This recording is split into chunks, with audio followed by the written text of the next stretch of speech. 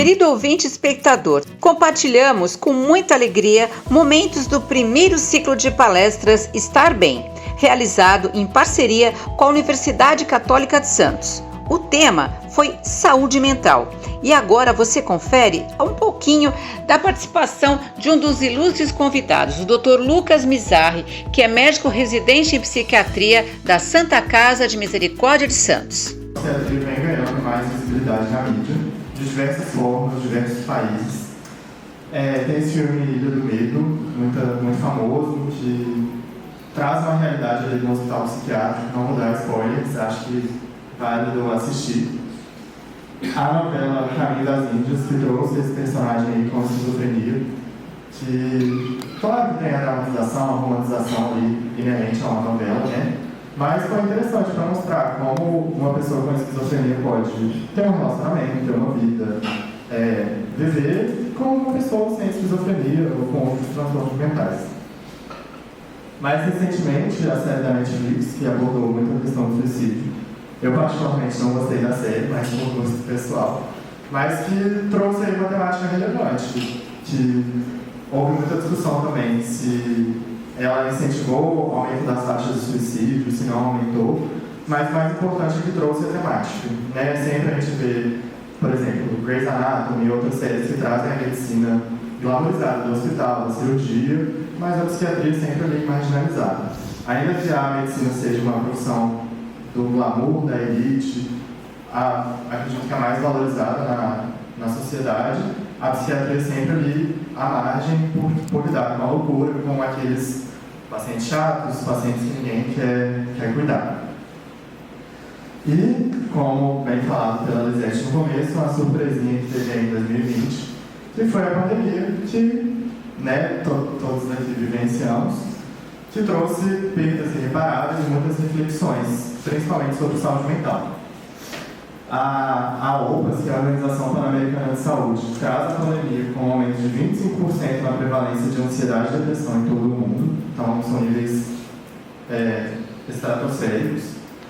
E o impacto na pandemia na saúde mental de profissionais de saúde. Vocês imaginam como era para as pessoas que estavam nos hospitais de campanha lidar com a morte, lidar com a banalização da vida, tirar um corpo para poder chegar a outro que ia morrer logo em breve.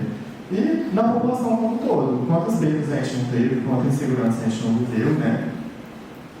E a pandemia trouxe alguns pontos. O ócio, a famosa mente vazia, oficina do capeta. A mente ociosa vira mente ansiosa. Você não tem nada para fazer, você começa a pensar em elaborar milhares de cenários, muitas pessoas perdendo emprego, ficando só em casa, então isso não é saudável, né? Não é isso o que a gente está habituado enquanto ser humano. Muitas perdas familiares, perdas nas maiores esferas da nossa vida. Relacionamentos, principalmente no sentido de pessoas que não conviviam com os filhos, com o esposo, com esposa. Enfim, você passar a conviver com a sua família, quantas separações a gente viu, quantos casamentos a gente viu. Então isso tudo mexe, né? A gente é um ser social que precisa de relacionamentos para manter nossa saúde mental também. E insegurança, que para mim é a palavra-chave do que a pandemia impactou na saúde mental. Óbvio que a saúde foi o principal ponto, mas insegurança econômica, para planos pessoais e profissionais. A minha faculdade atrasou quase um ano, porque não tinha como a gente manter. Então, acredito que todo mundo sofreu de alguma forma com isso. E a insegurança, ela como eu falei, um ponto-chave, porque não existe saúde mental sem a gente considerar todo o psicossocial da pessoa. Não é como tratar uma hipertensão só com um remédio e tudo está resolvido. A saúde mental, ela engloba outras partes. Então, insegurança alimentar, que no Brasil é um ponto super importante, de muitas pessoas enviarem os filhos para a escola só para eles terem que comer o que almoçar. A gente vê diversos relatos de pais que evitam comer para deixar para os filhos. Então, poxa, vocês imaginam como melhorar uma depressão vivendo num cenário como esse? Insegurança sanitária e ambiental. O Brasil ainda figura entre os países com piores níveis de saneamento básico para a população.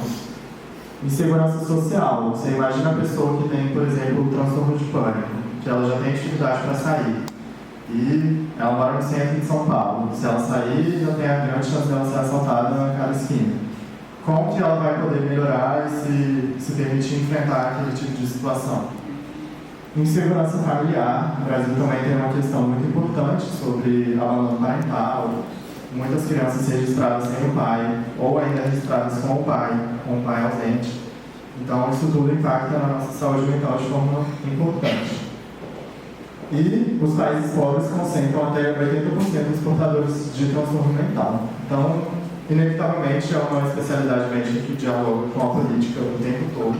E não tem como você desconsiderar isso no atendimento. Não adianta eu querer a pessoa me falar que está ansiosa, passar uma medicação e desconsiderar todo o contexto dela. Isso não vai ser um tratamento eficaz. E o Brasil tem um dado absurdo de que até 86% da população tem algum transtorno mental. Então, assim, o pós-pandemia veio aí de forma catastrófica para todos nós.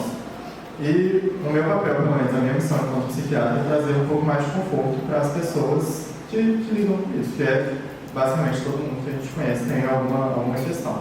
Não o diagnóstico necessariamente, mas questões de saúde mental que afligem, que trazem algum desconforto aí no dia a dia.